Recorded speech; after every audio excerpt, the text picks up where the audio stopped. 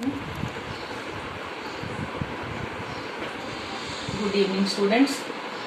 आज इस वीडियो में जो मैं जिस पार्ट से तुम लोगों को इंट्रोड्यूस करवा रही हूँ वो है लीलाधर मंडलोई का लिखा हुआ पाठ द धारावामीरो कथा।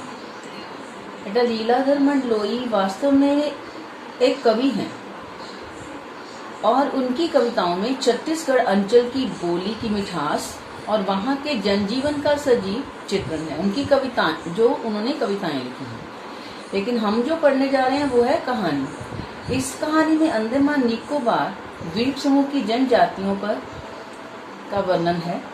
जनजातियों पर लिखा इनका गद्य वास्तव में एक समाज शास्त्रीय अध्ययन भी है।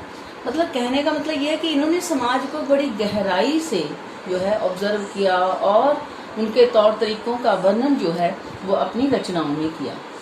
इनका कवि मन ही वह स्रोत है जो उन्हें लोक कथा, लोकगीत, यात्रा वृतांत, डायरी, मीडिया, रिपोर्टाज और आलोचना लेखन की ओर प्रवृत्त करता है।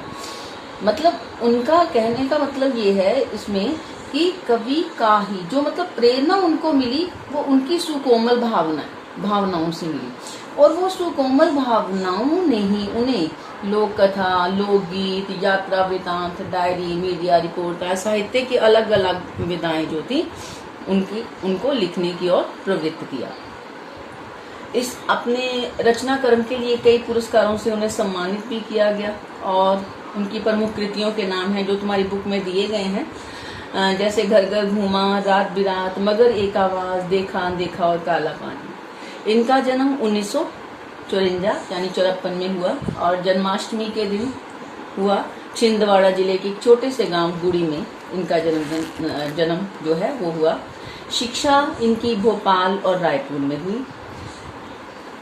अब मैं इस पाठ के बारे में तुम लोगों को बताने जा रही हूँ कि जो कहानी इन्होंने लिखी है एक्चुअली में वो अंडमान निकोबार के दो टुकड़े कैसे हुए, लिटिल अंडमान निकोबार कैसे बना और उसके पीछे कौन सी लोक कथा है जो है वो इस पाठ में वर्णित है। इसमें अंडमान निकोबार द्वीप समूह के एक छोटे से द्वीप समूह पर जो है आधारित कथा है। उक्त द्वीप में विद्वेष बताया गया कि इस द्वीप में विद्वेष यानी आपस में जो जनजातियां थी, जो गांव के लोग थे ना, वो एक पर्व त्योहार पर तो इकट्ठे होते थे लेकिन वास्तव में उनमें कोई संबंध नहीं था। वो एक दूसरे से मेलजोल नहीं रखते थे, यहाँ तक कि शादी ब्याह भी एक गांव के लोग दूसरे गांव में नहीं करते थे।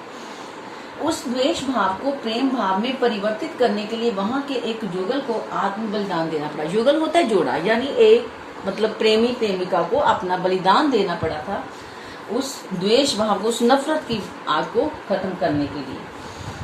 तो जो उनका आत्म बलिदान हुआ उससे बाद में वहां के लोगों को एहसास हुआ, रियलाइजेशन हुई कि जो है विद्वेष वो किसी की उन्नति नहीं कर सकता, वो उन्नति में बाधा है। और अगर हम इसी तरह आपस में लड़ते झगड़ते रहेंगे, नफरत करते रहेंगे तो हम कभी भी जो है हमारे इसी तरह बच्चों को जो है वो बलिदान देना पड़ेगा।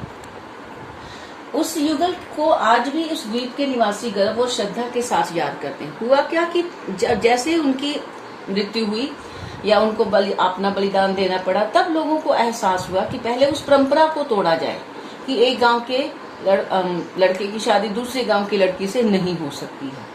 सबसे पहले उन्होंने उस प्रथा को तोड़ा, परंपरा को तोड़ा और बाद में ये बताया गया कि उनके मन में उस युगल के लिए, उस प्रेमी प्रेमिका के लिए जिनके नाम धारावामीरो थे, श्रद्धा और आदर के भाव जो है वो सदा के लिए उत्पन्न हुए। लीलाधर मंडलोई ने इसमें ये संदेश दिया, इस कथा के माध्यम से ये संदेश दिया है कि जो परंपराएं, जो रिवाज मनुष्य जाति की उन्नति में बाधक हों, समाज को सफल बनाने में बाधक हों, उनको तोड़ देना ही अच्छी बात है। धर्म भी क्या कहता है? धर्म कहता है कि भाई नफरत नहीं, प्रेम। जो धर्म तोड़ता है वो धर्म है ही नहीं, जो वो तो अधर्म हो गया। तो उन्होंने यहाँ पर नैतिक मूल्यों का उल्लेख किया है। इसमें कहानी जो है वो इस तरह है कि ये कथा उस समय की है जब अंडमान निकोबार द्वीप आपस में जुड़े हुए थे। यहाँ पासा नाम के एक सुंदर गांव में तंतारा नाम का एक सुंदर, साहसी, शक्तिशाली और भोला युवक रहा करता था। बहुत अच्छा था, मिलनसार था, मददगार था, हमेशा दूसरों की सहायता किया करता था। अपने नेक स्वभाव के साथ साथ तंतारा का व्यक्तित्व, स्वभाव तो उसका अच्छा था ही, उसकी पर्सनैलिटी भी अच्छी थी, देखने में सुंदर था, स्वस्थ था, लोग उसे पसंद करते थे। गांव के लोगों का मानना था कि तंतारा के पास कोई दैवी शक्ति है और वह शक्ति एक तलवार के रूप में उसके पास सदा रहती है। उनका मानना था, उसकी कमर में एक तलवार लटकी रहती थी जो लकड़ी की थी।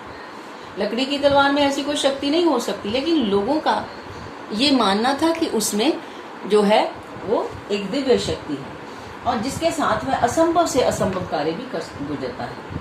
पासा गांव के करीब ही लपाती गांव था, जहाँ वामीरो नाम की एक सुंदर और अल्हड़ युवती रहती थी। मैंने बताया कि पाठ का नाम है ततारा वामीरो, तो लड़का जो था वो पासा गांव का ततारा नामक व्यक्ति था और वामीरो जो है लपाती की थी। ततारा और वामीरो एक दूसरे के आकर्षण में बंध गए और रोज एक जगह पर समुद्र के किनारे मिलने लगे, जहाँ उन्होंने एक दूसरे को पहली बार देखा था। जब गांव के लोगों को इस बात का पता चला तो उन्होंने इसका विरोध किया, लेकिन दोनों पर इसका कोई असर नहीं हुआ। एक्चुअली में उनका प्रेम जो था वो जात पात से, बंधनों से परे था, उसमें पवित्रता थी। मन के भाव जो थे उनमें पवित्रता थी। जब वे आपस उन्होंने उनका उस विरोध को वो नहीं महसूस कर पाए और वो पहले की तरह ही मिलते रहे। फिर क्या हुआ कि तंतारा के गांव में यानी पासा गांव में एक पशु पर्व मनाया जाता था, जिसमें आसपास के गांवों के लड़के लड़कियां नृत्य होता था, पशु बेचे खरीदे जाते थे, पशुओं को आपस में लड़वाया जाता था, युवकों को पशुओं से लड़वाया जाता था कि उनकी शक्ति का पता चले। तो ये सारे खेल तमाशे में उनका जो है पर्व वो मनाया जाता था और रात्रि भोज होता था। तब ये लोग इकट्ठे होते थे, लेकिन परंपरा वही थी कि शादी दूसरे गांव में नहीं हो सकती। आसपास के गांव के सभी लोग इसमें शामिल होते थे। एक दिन क्या हुआ कि जब ये पर्व मनाया जा रहा था इस बार, तो उसका तंतारा का मन इसमें नहीं लगा। क्यों? क्योंकि वामीरो नहीं आई थी। वह लगातार वामीरो के आने की राह देख रहा था। कुछ समय पश्चात वो छिपती छिपाती आई, लेकिन वो रो रही थी। उसे रोता देखकर उसकी माँ ने तंतारा को अपमानित किया। अपनी लड़की को नहीं डांटा, बल्कि तंतारा का विरोध किया कि तुमने जो है मेरी लड़की को जो है रुलाया है। अपने गांव और गांव के बाहर के लोगों में हमेशा सम्मान पाने वाले तंतारा, उसको लगा कि मतलब उसके लिए ये स्थिति जो थी वो असहनीय हो गई कि मैं इसमें दोषी कहाँ हूँ। लेकिन उसका प्रेम जो था वामीरो के लिए उसी तरह बना था। क्रोध में आकर वो अपना अपमान नहीं बर्दाश्त कर सका कि लोगों के सामने उसका अपमान हो रहा है। क्रोध में आकर उसने अपनी कमर में बांधी हुई तलवार जो थी लकड़ी की, उसको बाहर निकाला और धरती में घोंप दिया। जैसे ही वो तलवार धरती में घोंपी गई, उसको खींचता खींचता वो जो था वो आगे चलता गया और उसकी इस तरह करने से एक गड़गड़ाहट सी हुई धरती में और जो द्वीप था वो नीचे की ओर धंसने लगा। समुद्र के पानी के बहाव के साथ साथ वह भी बहता चला गया और समुद्र में अदृश्य हो गया। कौन? तंतारा की बात कर रही हूँ मैं।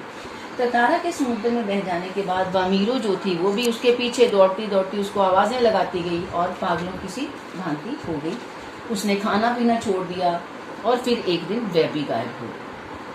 तो इन दोनों को अपना बलिदान देना पड़ा।